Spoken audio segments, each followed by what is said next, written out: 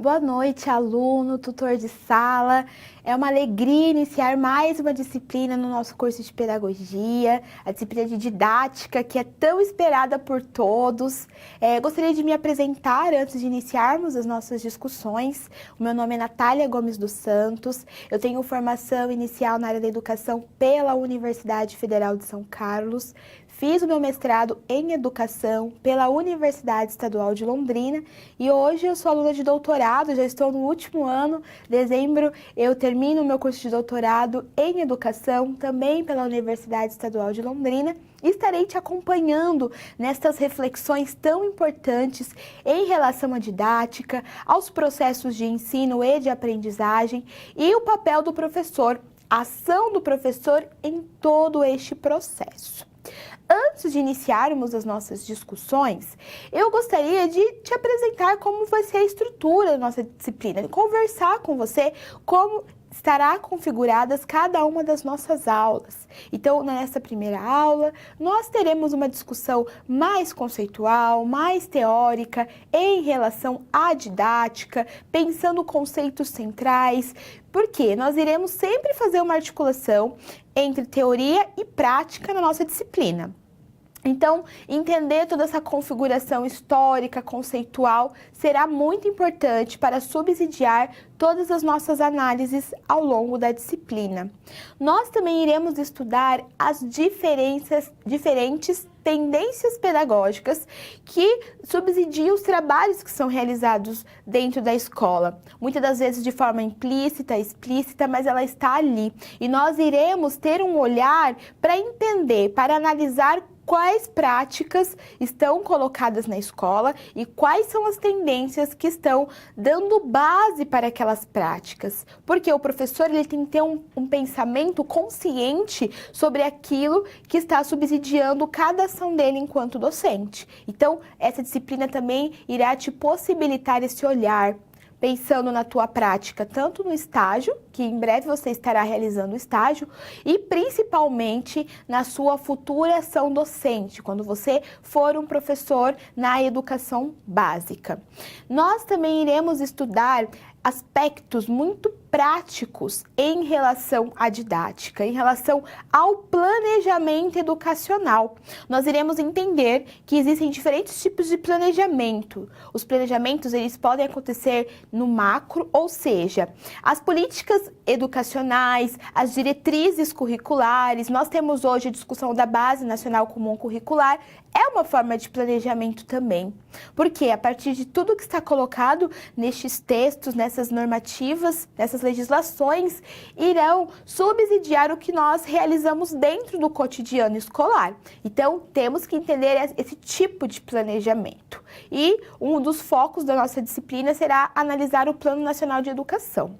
Nós também iremos discutir o planejamento escolar, o planejamento realizado pela escola, especificamente pelo professor no cotidiano. Então, entenderemos o que é um plano de ensino, o que é um plano de aula, qual é a distinção entre esses planos, quais são os itens que compõem cada um deles.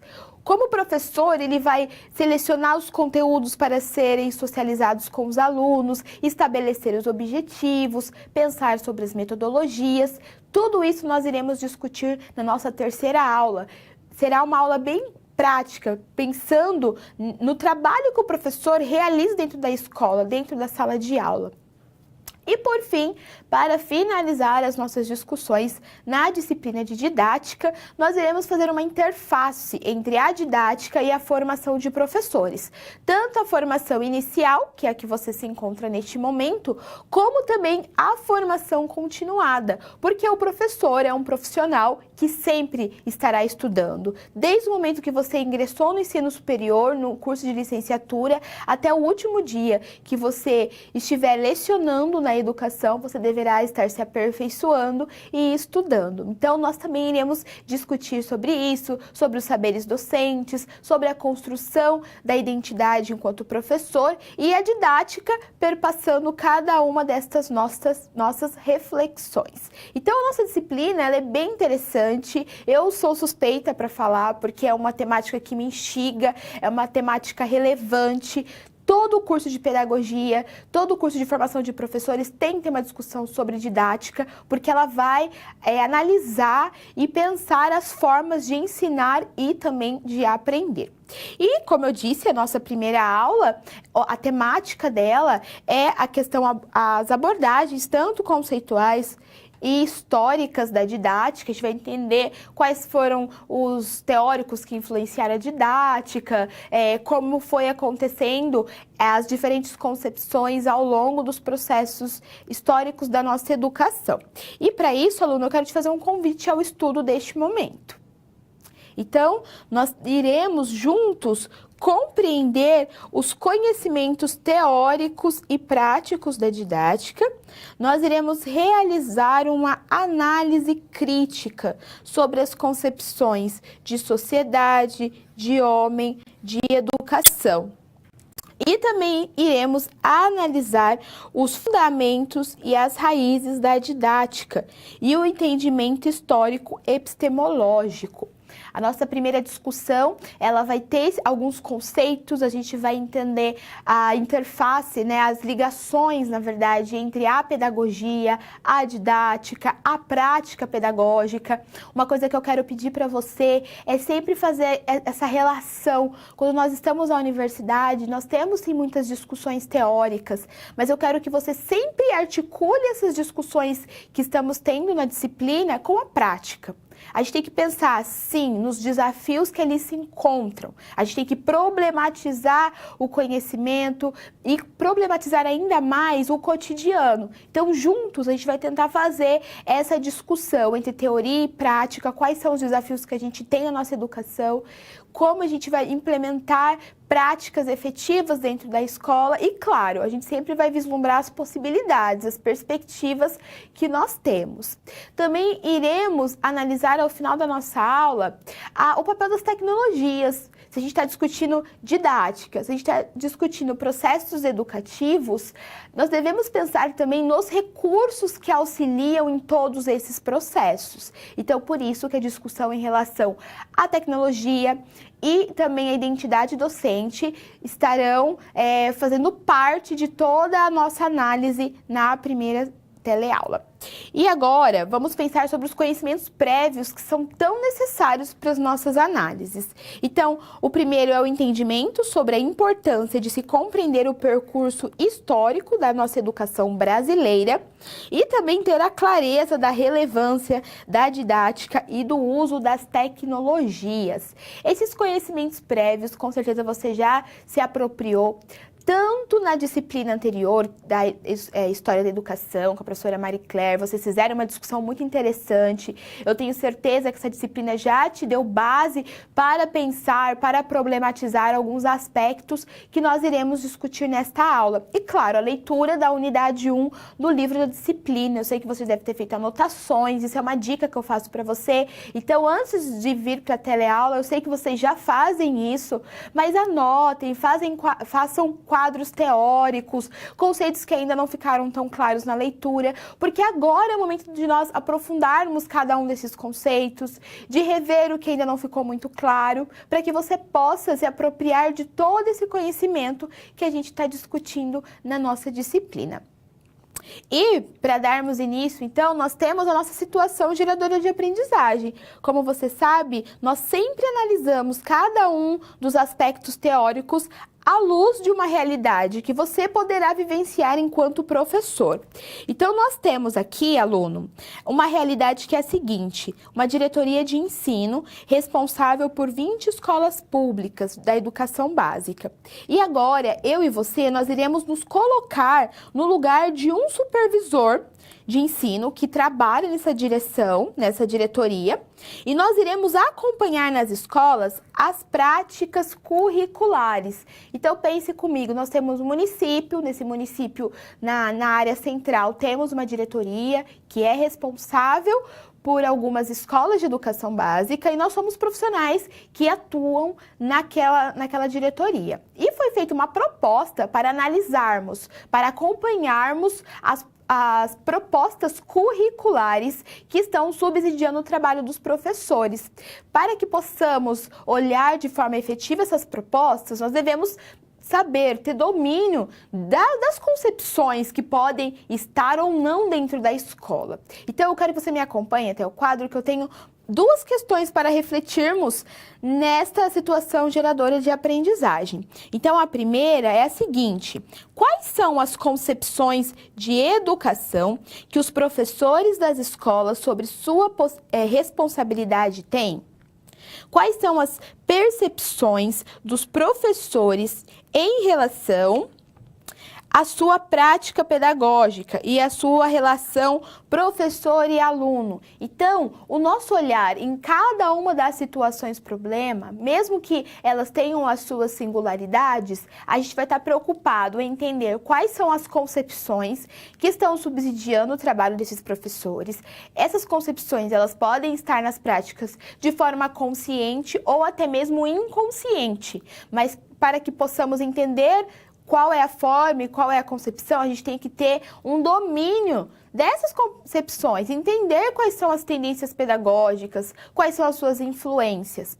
E como a gente viu na segunda questão, a relação professor e aluno em todo esse processo também irá perpassar as nossas análises. Então, aluno, este foi o momento inicial para pensarmos juntos a nossa primeira aula de didática. Você terá acesso a um vídeo e eu volto em seguida para conhecermos a nossa situação problema 1.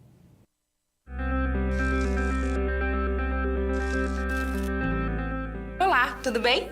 Espero que esteja gostando dessa aula. Como você pôde perceber, é muito importante estudar o conteúdo da pré-aula no ambiente virtual, antes de conhecer e resolver as situações problema. Vamos lá? As etapas para compreender e resolver as SPs são simples e facilitam os seus estudos. Primeiro, é necessário conhecer e interpretar os detalhes da situação problema, entender onde se passa a situação, quais agentes estão envolvidos e quais recursos estão disponíveis. Depois, é a hora de problematizar a situação apresentada, que são baseadas na realidade de mercado. E isso significa que seu desafio foi elaborado com base nas informações de empresas, experiência dos professores e acontecimentos do cotidiano da sua área. E por último, você vai solucionar as problemáticas. Para isso, você deve utilizar dos conceitos e das teorias vistas nas pré-aulas. Ficou claro? Então o desafio está com você. É hora da SP1. Caso surja um ponto de interrogação, você pode sempre acessar o fórum e enviar suas dúvidas, ok? Bons estudos e até mais!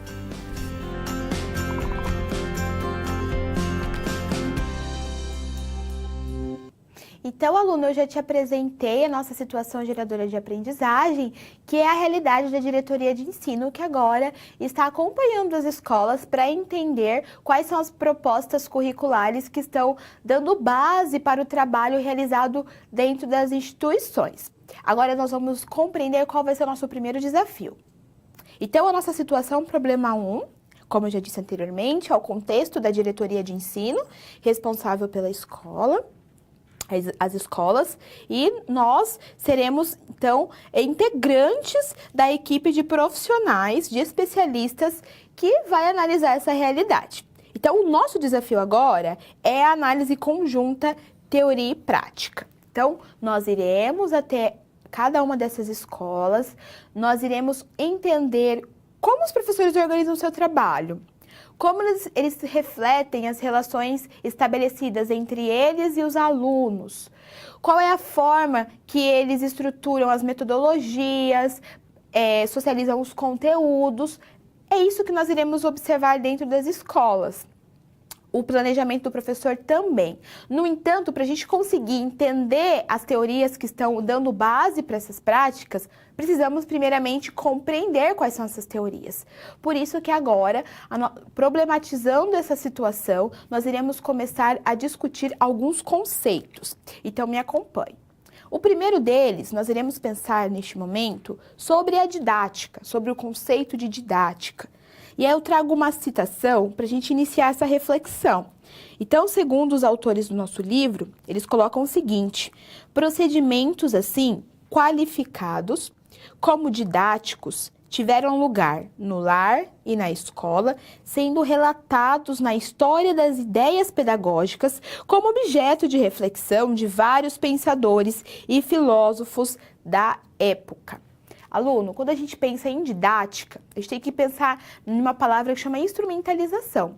A didática, ela tem esse perfil por meio dos estudos que são realizados na disciplina, por meio do referencial teórico, né, toda a construção de conhecimento da universidade, de teóricos que se especializaram nessa temática, nós iremos observar que ela vem como um caminho, são vias para pensarmos os processos de ensinar, que está intimamente relacionado com o papel do professor. Nós, né, socializamos os conhecimentos com os nossos alunos, e também o de aprender, que está relacionado à finalidade, às atividades dos nossos alunos. Então, como esse sujeito aprende? Quais são as formas que eu devo organizar o trabalho pedagógico para que ele tenha o acesso ao conhecimento e, muito mais que isso, para que aquele conhecimento faça sentido, para que ele possa atribuir sentido e significado àquele saber que eu estou socializando com ele dentro da escola. Então, a didática, ela tem essa finalidade. E pensando em uma perspectiva histórica, nós temos um teórico que trouxe muitas contribuições para as discussões em relação a estes processos de ensino-aprendizagem. Vamos conhecê-lo, que é o Comênio, João Amós Comênio. O Comênio, ele é considerado, na verdade, o pai da didática. Ele foi um filósofo que propôs uma reforma dos procedimentos educacionais. Ele é considerado o pai da didática porque foi a partir de algumas problematizações, de alguns questionamentos que o Comênio fez na época, que impulsionaram as discussões em relação a mudanças nos processos de ensinar, nos processos de fazer com que as pessoas elas se apropriassem de algum saber cultural, científico, artístico. Então, o Comênio, ele tem uma obra que é um clássico, todo mundo que estuda didática já teve acesso a essa obra, que chama Didática Magna, também compreendida como Tratados Universais de Ensinar Tudo a Todos. Então, como fazer o saber ser acessível àquele sujeito que eu estou socializando, aquela pessoa que eu quero que aprenda? E quais são os processos para que ele aprenda? O olhar para o outro, o olhar para a singularidade dele, pensando as formas mais visíveis e necessárias para que ele entenda aquele conhecimento, considerando aquele sujeito no processo de aprendizagem. São essas as questões que o Comênio ele foi pensando na sua época. E por isso que por que ele é um marco? Pelo fato dele ter colocado como proposta reformas educacionais. Então, ele não estava satisfeito, o grupo que ali se encontrava, estavam questionando as formas de aprender naquele momento histórico. E por conta dessas discussões, dessas problematizações, as reformas foram acontecendo e um novo olhar foi sendo dado aos processos de aprendizagem. E dando continuidade, eu tenho uma reflexão para fazer com você. Então, a didática, ela é um dos ramos da pedagogia. E nessa vertente, o que a didática ela estuda? Se ela faz parte da pedagogia, se ela faz parte das discussões sobre a educação no nosso país, sobre a educação de uma forma geral, né, dos processos de aprendizagem, o que ela estuda? Ela estuda as vias para que este processo ele aconteça. Por isso que a gente tem que sempre pensar sobre essas duas grandes frentes, que é o ensinar, que está relacionado ao trabalho do professor, e o aprender, que é algo do aluno. Então, na didática, além de toda a questão conceitual que é necessária, as concepções que serão adotadas para subsidiar as práticas, nós também estudamos os objetivos. Então, o que são esses objetivos? São as metas que eu vou traçar para o aprendizado. Na nossa aula vai ficar muito claro para você que o ensino ele é intencional. Eu tenho que ter uma intenção quando eu estou socializando o conhecimento. Esse momento que nós estamos tendo agora, ele tem uma intenção. Eu estou socializando com você saberes necessários para que você seja um professor, organize um trabalho pedagógico, pedagógico, saiba fazer um plano de aula. Então, tem uma intenção essa disciplina, tem uma intenção este processo que nós estamos vivenciando, que é de troca também. Quando eu sair dessa disciplina, novas coisas eu também estarei pensando, refletindo, porque vocês irão me questionar e este processo ele é dialético. Tanto eu quanto vocês, nós aprendemos nele. Então, a didática, ela vem com esse olhar de pensar os objetivos, a intenção que está sendo dada ao processo de aprendizagem.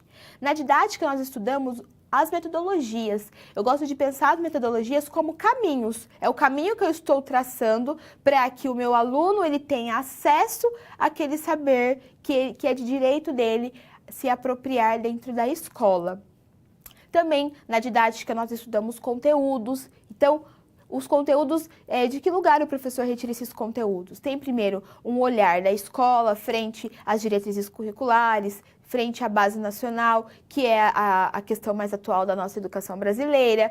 Tem os currículos, e dos currículos o professor ele vai retirando, né, selecionando os conteúdos que são necessários para serem socializados em todas as etapas da educação básica. No nosso caso, nós, enquanto docentes, atuamos na educação infantil e nos anos iniciais do ensino fundamental.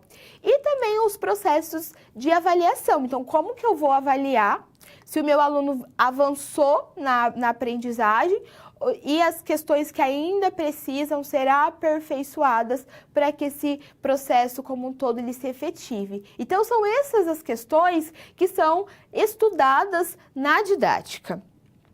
Dando continuidade, e por isso a gente vê uma articulação entre a pedagogia, a didática e a prática. E esse esquema que eu estou te apresentando, eu gosto de pensar ele de forma dialética, ele tem um movimento. Então, cada um desses aspectos, eles vão interferindo nas possibilidades um dos outros. Por quê? A pedagogia, alguns autores colocam que ela como se fosse uma ciência que investiga a teoria e a prática na educação. Então, todas as problemáticas educacionais, todos os processos de educação são estudados pela pedagogia. Você pode observar que o seu curso te apresenta inúmeras discussões que são pertinentes ao futuro trabalho que você terá, tanto quanto sendo docente ou sendo um gestor nos espaços escolares e não escolares. Então, a pedagogia ela é essa ciência que investiga os processos educativos. A didática, vamos pensar como se fosse um corpo, né? A pedagogia, e a didática é um braço, é um ramo da pedagogia, que é muito importante, porque ele que vai trazer os conhecimentos necessários para o professor organizar o trabalho pedagógico que ele realiza dentro da sala de aula. Então, os estudos que são realizados na pedagogia e também na didática, eles sempre são vistos e refletidos para a prática. Tudo que eu vou falar para você, eu vou remeter à sala de aula. Então essa tendência, ela pode ser observada em tal aspecto, em tal realidade, ou esse plano de aula, esse plano de ensino, você pode fazer, elaborar na educação infantil. Então, eu vou sempre fazer essa discussão com você, porque a prática, ela tem que estar sempre conversando com os aspectos teóricos. Por quê? Aqui eu fecho este esquema, porque o nosso objetivo é instrumentalizar você para a praxis. A praxis é o concreto, é a prática, é a realidade concreta lá da sala de aula, lá do cotidiano, que você irá vivenciar no estágio, muito em breve, e também quando você for o professor que estará atuando na educação básica. Então, sempre pense sobre essa articulação entre a pedagogia, a didática, a prática, visando sempre a praxis. E agora a gente vai pensar um aspecto que para mim é um dos principais, como se fosse um pilar para as nossas discussões. É refletir o ensino enquanto uma prática social. Então eu trago aqui a citação do professor Gadotti, que fala o seguinte: o movimento do pensamento pedagógico, ele não é linear, nem circular, nem pendular. Ele se processa com as ideias e os fenômenos de forma dialética, com crises, contradições e faces que não se anulam nem se repetem, Quando a gente pensa os processos educativos, quando a gente pensa as discussões relacionadas à didática, a gente nunca pode perder de vista que a nossa escola, ela se encontra em um contexto social. Então, a nossa escola brasileira, nossa escola pública brasileira, ela se encontra na sociedade capitalista. Nossa sociedade é uma sociedade capitalista. Então, tudo que acontece nessa sociedade vai ser um reflexo da nossa escola, né? Vai refletir na nossa escola. Então, as questões sociais, as questões históricas, econômicas, políticas, tudo isso impacta a nossa escola. Por isso que não existe neutralidade, por isso que um projeto de sociedade, ele vai refletir no projeto de educação. E por isso que nós, enquanto professores que estamos formando cidadãos, nós devemos ter esse olhar atento, esse olhar cuidadoso e esse olhar crítico em relação a cada um desses aspectos e o quanto tudo isso afeta a nossa escola.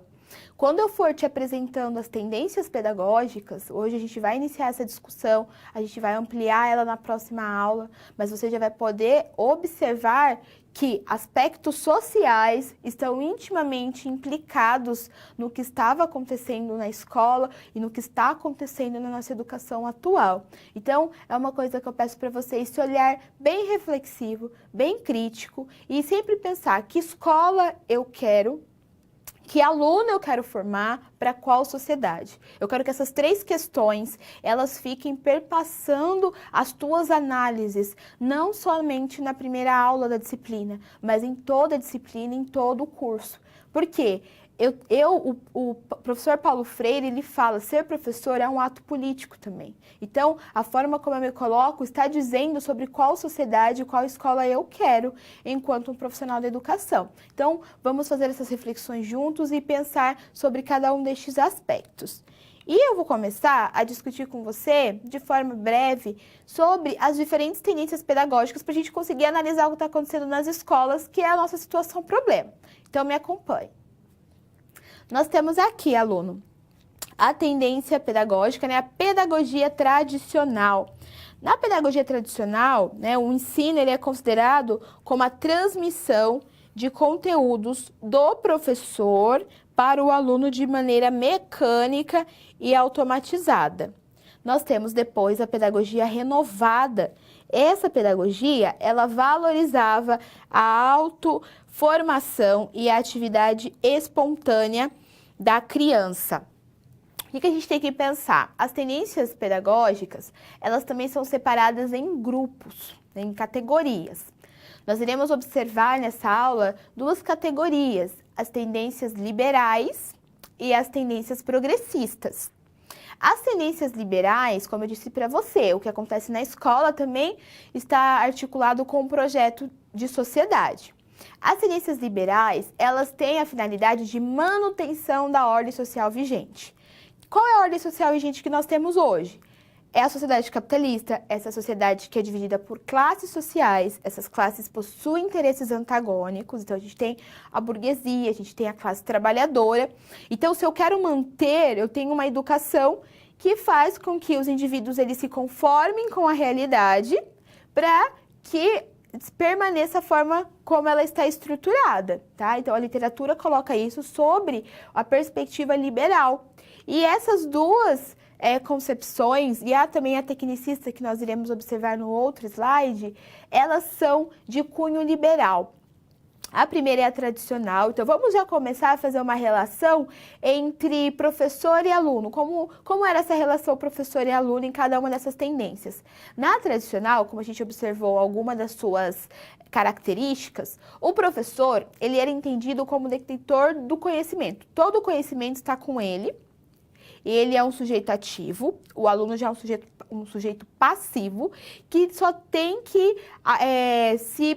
pegar aquele conhecimento para si de forma acrítica, ou seja, sem questionar aquele conhecimento científico. O professor Paulo Freire ele traz um conceito em uma das suas obras que deixa muito claro o que se refere a esse conhecimento passado de forma tão passiva. ele chama de educação bancária. Então, o aluno ele era entendido como um depósito, o professor ele vai depositando esse conhecimento e o aluno ele não tem a possibilidade de problematizar, de articular aquele conhecimento com a realidade. Ele só vai reproduzir aquele saber que ele está aprendendo. Então, esta é uma das características da relação professor e aluno na pedagogia tradicional. A pedagogia renovada, ela já tem uma outra perspectiva, já tem um outro olhar em relação ao aluno. Ele já é considerado, os interesses dele também são observados pelo professor, e tem a questão da autoformação. No entanto, ele ainda permanece nas tendências liberais, porque a finalidade dessa tendência não é, ruptura com a realidade vigente. Tudo bem? Por isso que ela é de caráter liberal, por conta do projeto de sociedade que se tem. A gente vai conhecer agora a tendência tecnicista.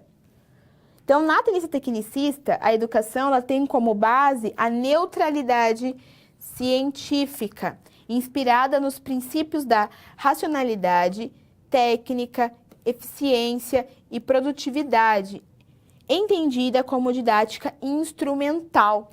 A tendência tecnicista, ela também é uma tendência de cunho liberal, porque a finalidade desta perspectiva é apenas preparação para o mercado de trabalho, para potencialização do capital. Então, eu formo mão de obra para o capital, para se potencializar esse capital, e esse sujeito, ele não tem a possibilidade, como na tendência tradicional, de criticar, de refletir, de questionar, de articular aquele saber com a realidade dele. Ele tem apenas que se apropriar daquelas técnicas para poder fazer o seu trabalho no mercado. Tudo bem? E o professor, ele é entendido neste processo como um programador de dessas relações de aprendizagem.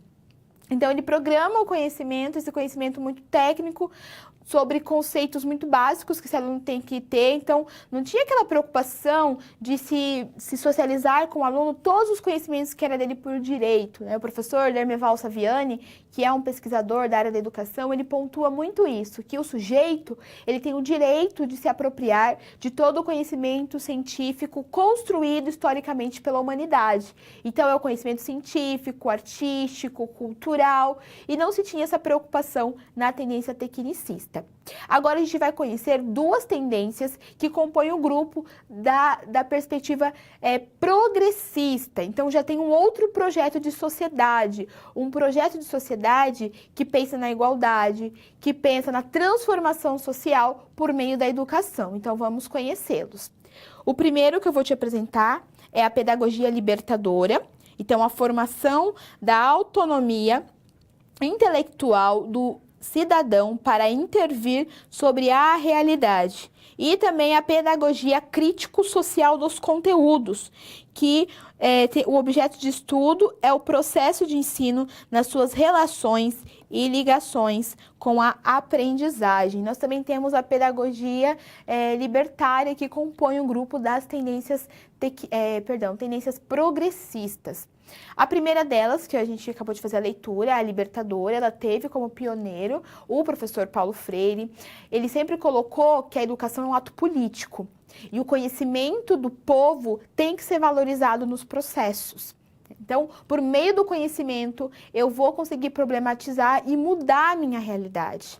É uma educação popular, olhada para o povo, para o conhecimento do povo. A pedagogia crítico-social dos conteúdos, o nome já diz tudo. Então, por meio do conhecimento científico, eu vou analisar a realidade, eu vou problematizar essa realidade e eu vou pensar em formas de intervir na mesma de modo crítico. Então, nesta tendência, é na apropriação do conhecimento de forma efetiva que o sujeito, ele atua na sociedade e modifica a realidade em que ele se encontra. Então, a partir desses conhecimentos, vamos pensar algumas possibilidades de resolução desta primeira SP. Então, como nós já observamos, nós somos profissionais que estão sendo inseridos dentro das escolas para entender as propostas pedagógicas que ali se encontram. E neste momento, a gente está fazendo essa articulação teoria e prática.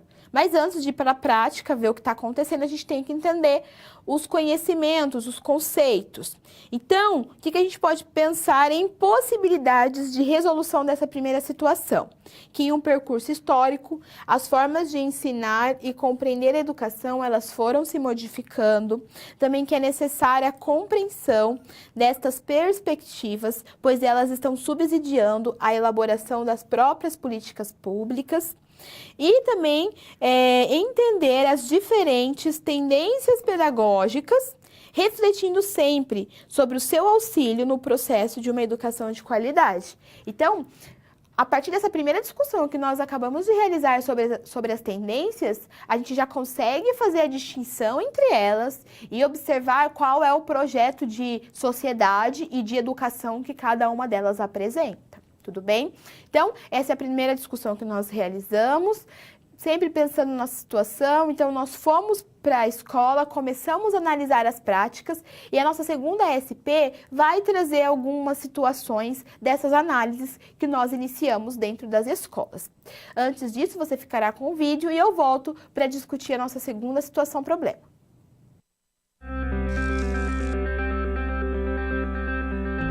Opa, e aí? Como você se saiu com a primeira SP? Com as dicas que a gente viu, nem ficou difícil, não é mesmo? Você percebeu o caminho traçado para obter uma solução satisfatória? Primeiro, você estuda os conceitos teóricos. Em seguida, você conhece e avalia a situação. E só então você tem conhecimento suficiente para se empenhar em resolver a situação-problema. Entendeu por que é importante fazer uso de todos os recursos do material didático antes de iniciar as SPs? No ambiente virtual, você encontra textos, web-aulas e vídeos para enriquecer os seus estudos. Vamos para mais um desafio? Boa sorte na SP2 e até mais!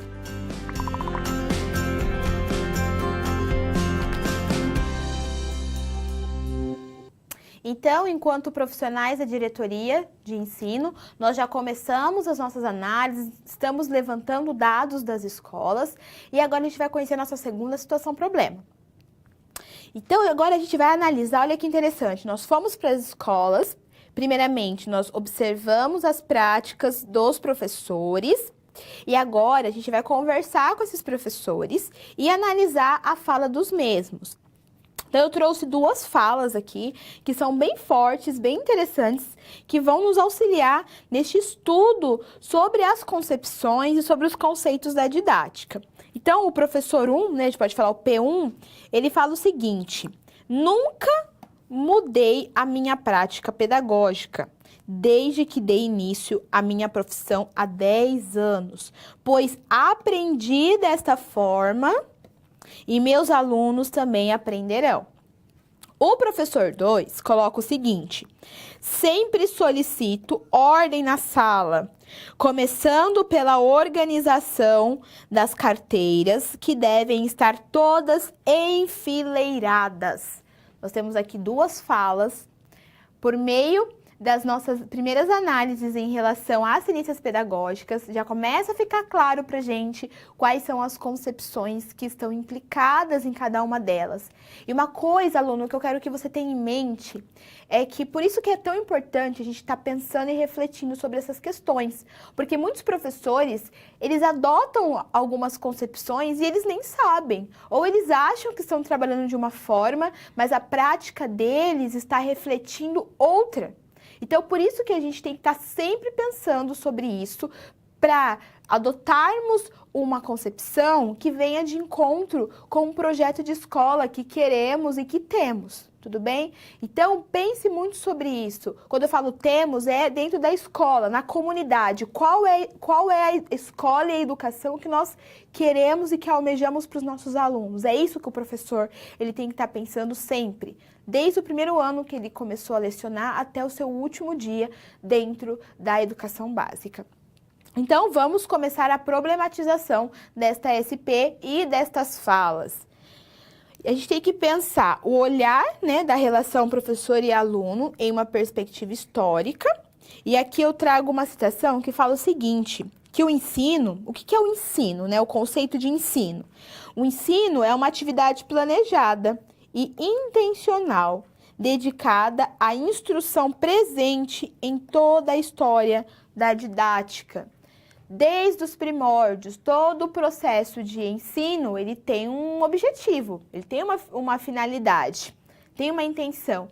E é por isso que ele tem que ser planejado. Eu não posso atuar dentro da sala de aula sem planejar, sem saber quais são os conteúdos que são pertinentes aos meus alunos do primeiro ano do ensino fundamental, ou quais são, né, os conhecimentos que as crianças na educação infantil precisam se apropriar. Eu tenho que ter esse entendimento, eu tenho que ter esse planejamento sobre as ações que serão realizadas dentro da sala de aula. Então, por isso que o ensino, ele tem uma finalidade, ele tem uma intenção, ele deve ser estruturado, organizado, tem que se ter um planejamento. Todo professor tem que planejar os processos e as atividades que ele irá fazer com os seus alunos.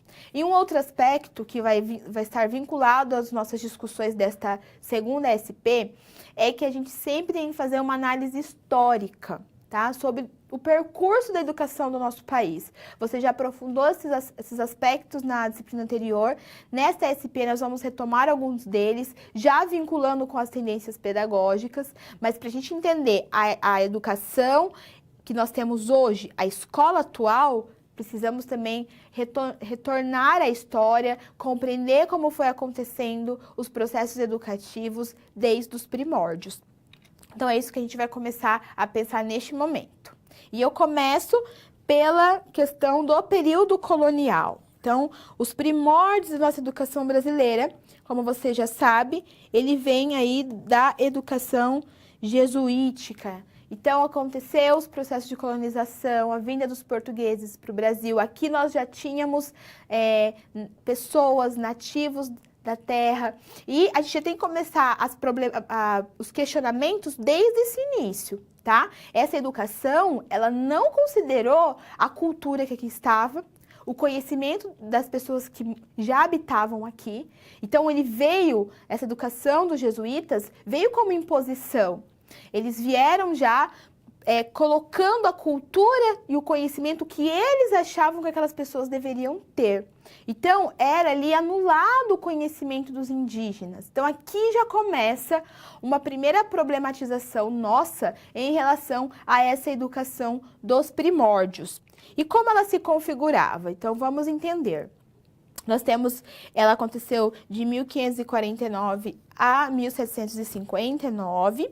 Então, a formação, ela tinha duas frentes. Uma formação para a burguesia e uma formação catequética. Então, as práticas pedagógicas, elas eram pautadas em uma perspectiva tradicional. Aqui, o nascimento da tendência tradicional no nosso Brasil é desde os primeiros processos de educação, né, a partir do período colonial. E como que era essa relação professor e aluno? Era por meio do autoritarismo, da hierarquia e da obediência. Uma dica que eu quero passar para você é comece a fazer, por gentileza, quadros teóricos. Então, no seu caderno, no seu computador, vá colocando tendência tradicional. Quais são as características? Como o professor ele atuava? Como era o aluno? Com certeza isso vai te ajudar muito nos estudos da nossa disciplina e principalmente na sua prática no estágio ou até mesmo na escola quando você se formar. Tudo bem? Então faça isso em todas as tendências das nossas discussões, é bem interessante e vai te ajudar bastante nesse processo. Retomando a discussão, né, da educação dos jesuítas, a gente pode pensar essas duas frentes, tanto para a burguesia quanto a educação que era voltada para os indígenas, como a primeira desigualdade educacional do nosso sistema brasileiro. Então, ali, qual era a educação da burguesia? Eles tinham acesso a todo o conhecimento científico, cultural, artístico. Era considerado o conhecimento deles como um conhecimento clássico. Já a educação catequética era conhecimentos extremamente básicos. Essas pessoas elas tinham acesso, eles tinham que aprender o latim, a filosofia, as questões religiosas. Então, novamente, a imposição de uma cultura para os nativos que aqui se encontravam. Então, aqui a gente já vê uma diferença de educação. Se a gente faz uma análise histórica, muitas das desigualdades que nós temos hoje em nossa educação é fruto destes processos que foram acontecendo. Então, esse olhar crítico nosso tem que estar aqui também. E por isso que o perfil do professor, que nesse caso eram os jesuítas, né, eram os padres, era de autoritarismo, então eles tinham o conhecimento que deveria ser socializado era o deles, então tinha essa questão da imposição, a obediência, porque os indígenas eles apenas tinham o direito de absorver aquele conhecimento, tá? E a questão da hierarquia. Então, a hierarquia de um conhecimento pelo outro. Como eu disse, as pessoas que aqui estavam, elas têm cultura, elas tinham conhecimentos muito ricos, mas eles não eram considerados. Então, tinha essa hierarquia também. Dando continuidade, nós observamos que em 1759, né, a educação ela deixou de estar na mão da igreja e passa para a mão do Estado.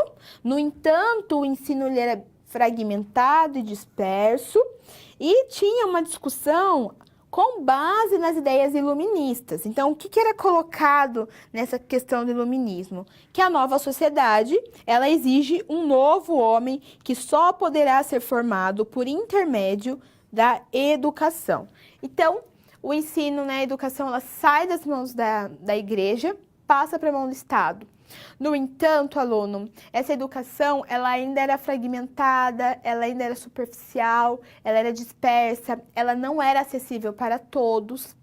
Tem alguns autores, né, alguns pesquisadores brasileiros, eu estava até lendo um deles essa semana, o professor Alceu Ferraro.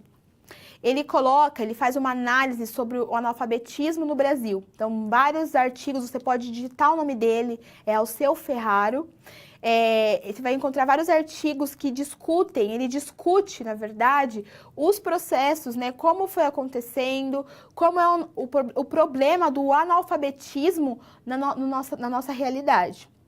E o professor Ferraro, ele fala que o ensino da educação popular, a educação do povo, só foi tida como preocupação quando atingiu os interesses da classe dominante. Então, quando as pessoas precisavam ter alguns conhecimentos básicos para potencializar, para expandir aquela sociedade que estava sendo vislumbrada, foi aí que se pensaram os processos de ensino para a classe trabalhadora, para o povo. Então, observe qual era o objetivo da educação. Não era voltado a se pensar que era direito daquelas pessoas ter acesso a todo o conhecimento. Não, tinha que ter uma preparação para aquelas pessoas atuarem e potencializarem aquela sociedade. Então, por isso que a gente vê um ensino muito fragmentado e disperso.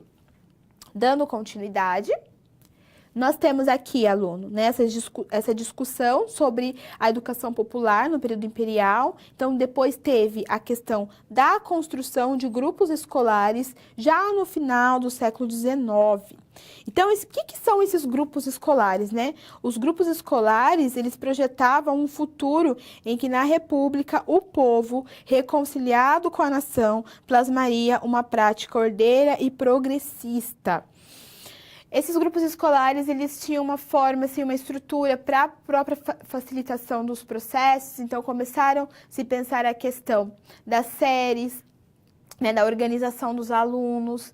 Claro, a gente viu que essa era a fala sobre os grupos escolares, sobre aquele momento, né, de colocar essa ordem, de ter essa ligação entre o povo e a nação, mas a gente sempre tem que ter uma análise crítica, sempre pensar o que estava por detrás e quais eram os interesses que estavam perpassando o que estava acontecendo na nossa educação.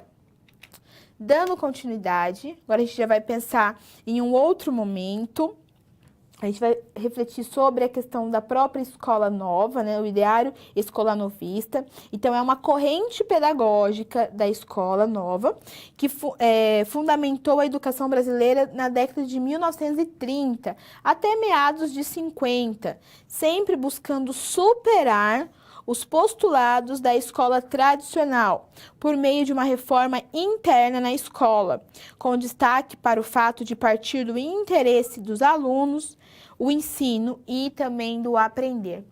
A questão da escola nova, ela teve muita influência de estudiosos de várias áreas, né, que eram da Europa. Então, se pensava uma reforma educacional. E, por meio dela, né, nesse processo da escola nova, houve-se, né, a construção de um material, né, o Manifesto dos Pioneiros, que foi escrito, assinado, se não me engano, por 27 pensadores da época. Então, qual que era a finalidade? Não estavam mais satisfeitos com aquela perspectiva tradicional, a forma como o ensino ele era organizado, e agora, por meio de todos aqueles estudos que estavam sendo socializados lá na Europa, que estava sendo construído um conhecimento naquele momento, estavam se pensando outras maneiras de refletir os processos de ensinar e de aprender. E agora tem uma mudança no olhar do papel do aluno, da criança neste processo. Então, os interesses da criança, o professor tendo uma postura mais mediadora e pensando na autoformação daquele sujeito, a partir do que ele quer, ele é um protagonista das relações. A gente já vê aqui uma mudança na forma de pensar a educação. Vamos ver outros processos históricos. Agora a gente vai pensar como se deu a tendência tecnicista, né? Qual que era o contexto social que foi pano de fundo para essa tendência? Então, o período ali que ela começou a se intensificar no Brasil foi de 1960 a 68, e a didática ela era representada por algumas palavras. A primeira delas é racionalização, a eficácia, a operacionalização, o controle, a atividade, a individualidade e a experimentação. Qual que era o contexto social desta época, ditadura militar? Nós estávamos passando por um período de ditadura militar, tinha um projeto social, se pensava a questão da expansão do capital ainda mais intensificada. Então, qual que era a educação que iria atender aqueles interesses sociais, políticos e econômicos? Uma educação voltada para o povo, que ia apenas instrumentalizar aquele sujeito para trabalhar no mercado de trabalho. Então, assim, trabalhos muito fragmentados, trabalhos, assim, na fábrica mesmo. E qual que é o conhecimento que essas pessoas precisam ter? Conhecimentos muito técnicos. Ela não precisava refletir sobre a realidade, problematizar, porque isso era visto como um perigo. Criticar, questionar, era um perigo para este projeto de sociedade. Então, a gente impede as pessoas de pensarem desta forma. Por isso que a tendência tecnicista, o nome já diz tudo, é uma educação técnica voltada apenas para a formação, uma formação fragmentada, para que essas pessoas pudessem atuar no mercado de trabalho, tá? É uma educação que ela não era crítica. O professor, como eu disse anteriormente, ele era visto como um programador. Ele não tinha a finalidade de instigar aquele aluno, de fazer aquele aluno refletir, de fazer aquele aluno ser curioso. Não, ele tinha que passar um conteúdo, um conhecimento para aquele sujeito atuar no mercado. E ele, como na tendência tradicional, ele tinha uma atuação muito passiva no processo. Só que isso foi se modificando, lutas foram acontecendo para que o cenário ele mudasse. E agora a gente vai pensar sobre isso. Então, aqui eu estou me referindo à crítica à falsa neutralidade. Então, o que aconteceu ali a partir da década de 70, que foi se intensificando no final dessa década e acontecendo na 80 e também 90? Os educadores e teóricos que atuaram em defesa dessa educação progressista. Então, aqui começa a perspectiva progressista, as tendências de cunho progressistas, né? Tendências críticas, elas foram surgindo neste momento. Então, qual era a proposta? Era a formação de um cidadão crítico e atuante para a mudança social. Foi aqui que começaram as discussões de que é por meio da educação que a gente transforma essa sociedade. Que aquele projeto de sociedade e de escola que se tinha anteriormente, ele não dava mais para acontecer. Então, foi por meio de muita luta, que foram surgindo estas tendências pedagógicas, né, essa perspectiva progressista, que via na educação o meio de instrumentalizar o sujeito por meio do conhecimento científico para atuar de forma crítica na sociedade e mudar aquela realidade tão desigual. E agora, vamos pensar em algumas possibilidades de resolução desta SP. Então, aqui, considerar os aspectos históricos, sociais e econômicos se fazem necessários. No contexto histórico, o que a gente verificou? A presença de uma perspectiva tradicional e muito mais do que isso, se a gente volta para a análise das falas, a gente vê o quanto dessa pedagogia, né, dessa perspectiva tradicional se encontra na fala daqueles professores. A gente vê a questão da educação bancária, então o aluno como sendo aquele sujeito visto como um depósito de conhecimento. Algumas contradições e complexidades na escola nova, porque por mais que ela tivesse uma roupagem diferente, momento algum, o foco dela foi transformação social. E também a gente observou a educação como preparação para atuação no mercado de trabalho, vinculando a tendência tecnicista. E, por fim, a gente discutiu, e isso a gente vai falar muito na próxima aula, sobre as tendências progressistas, essas tendências que visam a transformação por meio do ensino. Então, retomando aquelas falas que a gente observou na nossa discussão, a gente pode verificar que os dois professores, a gente olha e observa a tendência tradicional muito forte.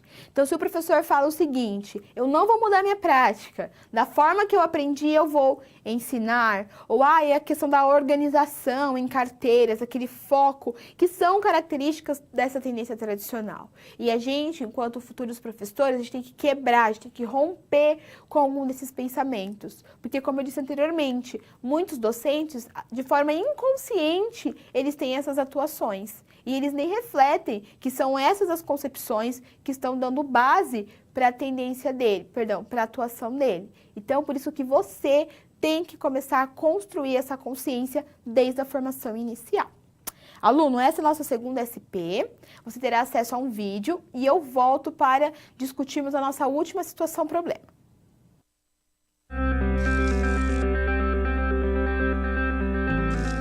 Olá! Agora que você já solucionou 2 das SPs, muitas das teorias vistas na pré-aula fazem mais sentido, não é mesmo? Essa é justamente a função das situações-problema, te preparar de forma mais prática para a realidade da vida profissional.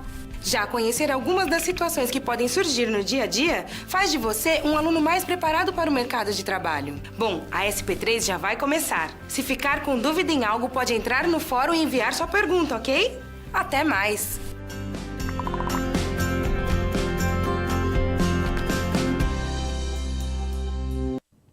Então, nós já analisamos as práticas por meio do conhecimento, dos conceitos sobre didática, a sua articulação com a pedagogia e a própria praxis educativa.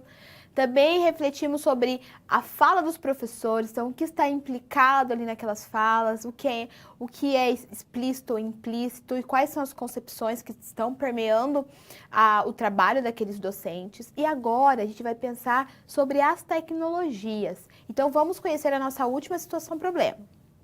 Então, nós temos aqui a análise das mudanças conceituais e metodológicas ocorridas ao longo da história da didática.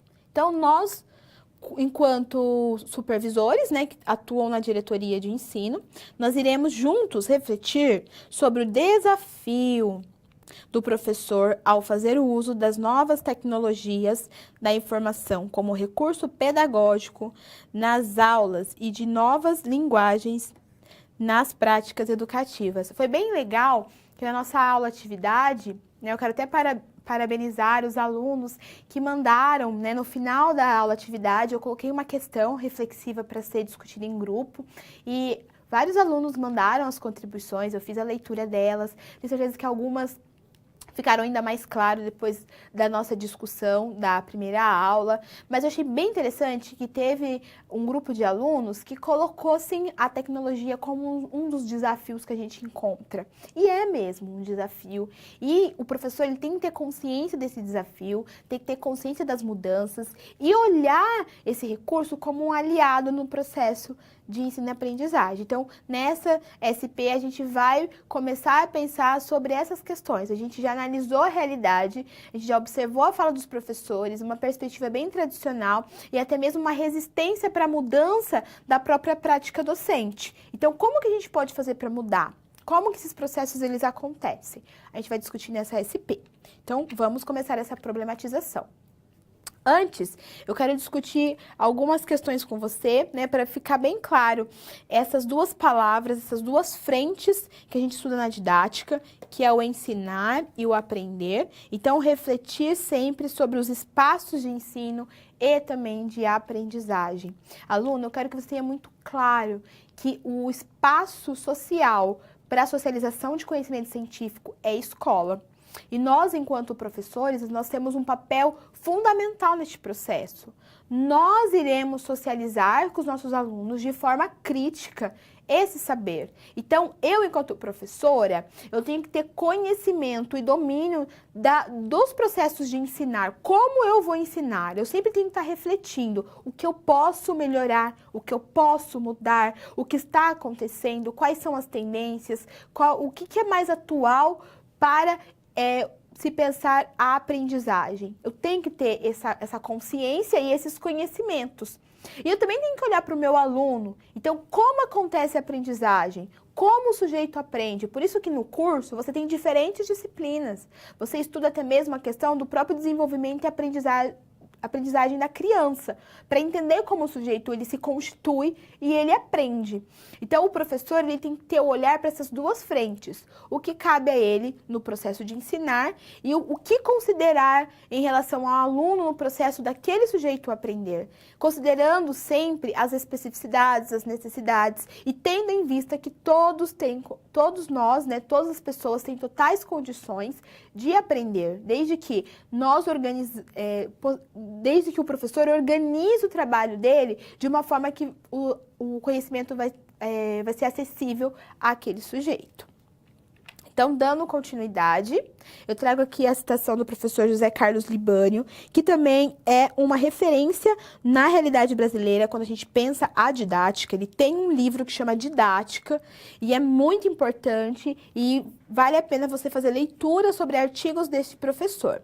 Então, o professor Libânio, ele coloca o seguinte: não há sociedade sem prática educativa e nem prática educativa sem sociedade. A prática educativa não é apenas uma exigência da vida em sociedade, mas também o processo de prover os indivíduos dos conhecimentos e experiências culturais. É aquilo que eu disse anteriormente. O papel da escola é socialização de conhecimento científico, cultural e artístico. Todos têm direito a esse conhecimento, porque esse legado, ele não é de uma classe. Esse legado, ele é humano. O conhecimento é do humano, dos indivíduos. Então, por isso que nós, enquanto professores, a gente tem um compromisso, independentemente da escola que eu estiver trabalhando, né, do público que eu estou atendendo, o meu aluno, você tem que ter sempre em mente, o meu aluno tem o direito de aprender, ele tem o direito de ter acesso ao conhecimento. Por isso que a prática educativa, ela está vinculada à sociedade, porque eu estou formando alguém para atuar, para intervir de alguma forma naquele contexto social. E dando continuidade, a gente vai pensar também algumas questões relacionadas às tendências, né, à teoria pós-crítica. Me acompanhe. Qual que é as discussões voltadas à teoria pós-crítica? É o multiculturalismo. Então, reconhecer e compreender as diferenças e desenvolvimento, né, em respeito entre os seres humanos. O multiculturalismo, ele coloca o seguinte: a igualdade, a educação, ela é a possibilidade de nós exterminarmos com os preconceitos. Então, todo mundo tem sua especificidade. As pessoas, elas devem ser compreendidas, né, entendidas e respeitadas nessas singularidades. E é na escola, é na discussão teórica que os preconceitos eles vão sendo eliminados, que o aluno vai entendendo as diferenças, vai entendendo o respeito e muito mais do que isso, o direito do outro ser. Tudo bem? Então, nós, enquanto professores, também temos que pensar nessas discussões e a forma como nós iremos trabalhar desde a educação infantil. Essas discussões, elas devem fazer parte, a questão do respeito ao outro, a própria atuação do professor, que eu trago como exemplo a educação especial, né? Inclusão educacional. Os nossos alunos com necessidades educacionais especiais, eles têm um direito, o público-alvo da educação especial tem o direito de aprender. Então, a diferença, a discussão e a forma como essas pessoas vão aprender também devem perpassar as nossas análises enquanto professores. Dando continuidade, agora nós iremos pensar sobre a identidade docente na atualidade. Então, o que é essa identidade? É refletir sobre um profissional que se depara com as mudanças e transformações, tanto no âmbito tecnológico como científico. Então, a escola contemporânea, ela deve se atentar aos processos de produção do conhecimento. Nós temos teóricos que discutem, né, essa questão da identidade docente, os saberes docentes, como o professor Tardif, entre outros. E o que eles colocam? O professor, ele tem que sempre refletir na ação, refletir pela ação. E o professor, ele tem uma construção de identidade docente. Essa construção, ela acontece desde a formação inicial. Então, você já está iniciando, né, construindo essa bagagem de conhecimentos para atuar enquanto docente na educação básica. E esse professor, ele tem que estar sempre aberto ao novo, às mudanças. Por isso que a profissão docente é uma profissão que o sujeito sempre estuda. Ele vai estudar a vida dele inteira, porque ele tem que estar se aperfeiçoando. E o conhecimento que ele tem que se apropriar não é apenas o conhecimento tecnológico, mas também científico. Entender o que as universidades, o que as pesquisas estão falando, sobre os diferentes processos de aprendizagem, sobre a alfabetização, sobre o ensino da matemática, enfim, tudo que vem de encontro com o trabalho do professor, ele tem que estar sempre se atualizando. Por isso que é necessário ele estar aberto a essas mudanças e também sempre buscar vias para adquirir esse conhecimento. Nós temos políticas educacionais que estão aí para auxiliar, para fazer com que esse professor ele tenha o acesso à formação continuada, que é tão importante depois que ele se forma na graduação. E dando continuidade, agora focando os nossos estudos na questão das tecnologias, me acompanhe. Então, quais são os objetivos pedagógicos para o uso dessas tecnologias? A gente pode ver a questão da democratização dos saberes, a oportunidade de aprender e a preparação tecnológica. Eu quero fazer um link entre essa discussão e aquela fala da professora na situação problema 2, que ela coloca assim, eu aprendi dessa forma, os meus alunos também vão aprender assim, eu atuo há 10 anos deste modo e é assim que eu vou permanecer. Nós, enquanto professores, a gente tem que desconstruir, né? E nós não devemos pensar deste modo. Sim, nós temos muitos desafios na nossa educação brasileira. Isso é inquestionável. Mas as tecnologias, elas têm que ser vistas como aliadas dos processos de aprendizagem. Eu, por exemplo, eu tenho 27 anos. Quando eu estava no ensino fundamental, na educação infantil, não se tinha computadores na minha escola. Eu estudei em uma escola pública de uma cidade no interior do estado de São Paulo. E lá, na minha escola, não se tinham computadores, não tinha tablet. Quando eu estava no ensino fundamental, nós não tínhamos celular. Então, o avanço tecnológico, ele foi muito rápido, né? Ele foi muito rápido. Há 15 anos atrás, eu estava nos processos de aprendizagem de educação básica e nós não tínhamos esses recursos como nós temos hoje. Por meio da tecnologia, eu estou aqui com você neste momento, discutindo e refletindo sobre isso. Então, a gente tem que olhar isso como um aliado, como um recurso nos processos didáticos pedagógicos. Por isso que ele tem que ter uma preparação. O professor, ele só ensina aquilo que ele sabe. Então, o professor, ele tem que ter o conhecimento sobre as tecnologias, essa questão da democratização dos saberes, o quanto vai auxiliar nessa possibilidade de ampliação do acesso ao conhecimento. Claro que é necessário se ter a oportunidade para aprender, por isso que tem que se ter cursos de formação. O professor, ele precisa ter também conhecimentos sobre essas tecnologias, para que ele possa ensinar e preparar os seus alunos na educação. E dando continuidade a essa questão, eu tenho uma citação para ler para você. Então, aqui, os autores do nosso livro colocam o seguinte, que as novas tecnologias da informação e da comunicação, a TIC, contribuem em vários aspectos para a educação, pois com a acelerada evolução do conhecimento e do volume de informações disponíveis em nossos dias, criam-se facilitadores a seu acesso. Então, a gente tem que pensar qual é o aluno que está chegando na escola. Muitos desses alunos, eles já nasceram, eles estão crescendo nesse meio digital super acelerado. Então, a gente tem que olhar para esse aluno, olhar para a realidade dele e pensar, enquanto professores, como eu posso adotar esses recursos e como eles podem ter uma eficiência no meu processo de planejamento. Por isso que a didática está aqui. Se eu vou utilizar um recurso tecnológico, ele tem que estar vinculado aos meus objetivos, à minha metodologia, como que o meu aluno vai utilizar esse computador, todos eles sabem, se não sabem, como que eu vou ensinar. E a avaliação também, os conteúdos, né, que é o coração deste processo, que é o que o aluno tem que se apropriar, e a avaliação, para entender o que ele aprendeu, o que ainda precisa avançar na aprendizagem. E, claro, nós temos muitos desafios e vamos refletir sobre alguns deles. Então, a formação de professores é um desafio, sim, nós temos muitas precariedades ainda na formação de professores, pensando na formação continuada principalmente, então, as formas como está dando oportunidade a esses docentes de estarem aprendendo ainda mais.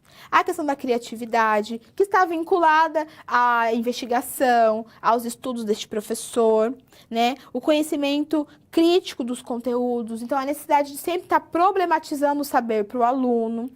E, claro, a questão dos projetos inovadores e também o respeito às diferenças. Então, resumindo a nossa SP3, esses são alguns desafios que a gente tem que pensar, a gente tem que refletir, porque é só assim que a gente vai conseguir ter uma ruptura com algumas dificuldades que a gente ainda encontra na nossa escola, no nosso sistema educativo no Brasil. E para finalizar esta SP, vamos resolvê-la. Né? Pensar, na verdade, em algumas possibilidades. Você pode pensar em outras formas de resolver essa SP. Então, eu trago aqui a questão da compreensão das transformações sociais em vários âmbitos, o papel da escola na formação dos indivíduos, a reestruturação cultural e os desafios na socialização dos conhecimentos. Então, observar a aproximação dos alunos com as tecnologias e como isso pode ser utilizado como um recurso didático. Então, olha que interessante, pensando em toda a nossa atuação enquanto supervisores nessa situação geradora e nas diferentes SPs. Primeiramente, a gente fez a análise teórica, a fala dos professores. Na fala dos professores, a gente detectou ali a necessidade deles olharem e refletirem sobre mudanças. E uma resolução para essa SP é levar para a escola conhecimentos, formação continuada para esses professores sobre as tendências pedagógicas e também o uso das tecnologias. Então, essa é uma das atuações que nós, enquanto especialistas da diretoria de ensino, podemos intervir naquela realidade para melhorar as propostas curriculares e o trabalho pedagógico que está sendo realizado naquele espaço. Aluno, essa é a nossa última SP. Você terá acesso a mais um vídeo e eu volto que eu tenho mais uma situação para te apresentar.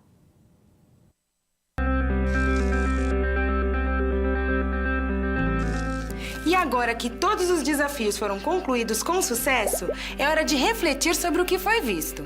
O objetivo das SPs é ampliar o seu conhecimento e te ensinar a como utilizar na sua realidade profissional os conceitos vistos aqui. Essa é uma metodologia que exige muita proatividade e empenho da sua parte, já que segue o modelo de uma das tendências mais avançadas no mundo, a sala de aula invertida. E em contrapartida, vai te transformar num profissional diferenciado e mais qualificado para desempenhar as funções da sua profissão. Por isso, faça bom uso dos materiais e das interatividades oferecidas. Ah, não deixe de acessar o seu ambiente virtual e completar a sua pós-aula, ok? Cada parte do processo é essencial para a sua aprendizagem. Até mais! Então, alunos, já estamos finalizando a nossa primeira aula de didática, passou super rápido e eu tenho mais uma situação para te apresentar. Então, pensando nessa provocação de novas reflexões, eu quero que agora você se coloque no lugar de um professor de uma escola pública. E lá na tua realidade está acontecendo um debate sobre a utilização das tecnologias como recurso didático. Em uma reunião, a coordenadora pedagógica solicita aos professores o posicionamento sobre a temática. Com base nos estudos que você realizou em sua formação, então já articulando com a disciplina de didática, quais apontamentos você poderá fazer nesta discussão? Então, reflita, você está lá na escola, está tendo um debate sobre o uso das tecnologias. E eu quero que você agora pense nessas possibilidades, nesses desafios para a utilização das mesmas lá na tua realidade. Vou dar alguns instantes e volto para fecharmos a nossa teleaula.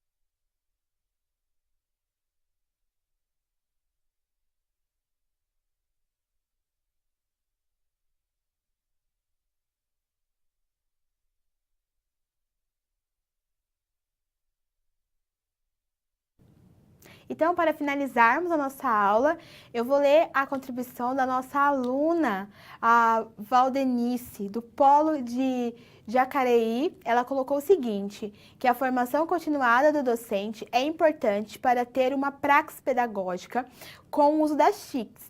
O uso das TICs servem para Desafiar, motivar, concentrar a atenção do aluno. Dessa forma, desenvolve muitas informações, debates, reflexões na sala de aula. Parabéns, isso mesmo.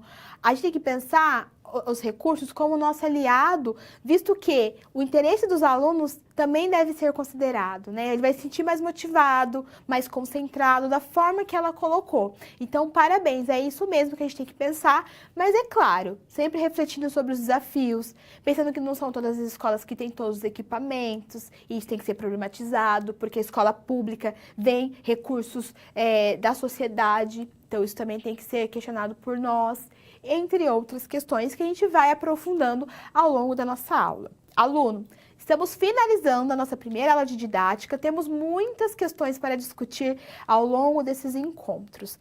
Então, eu te desejo um excelente final de semana e até a próxima sexta-feira.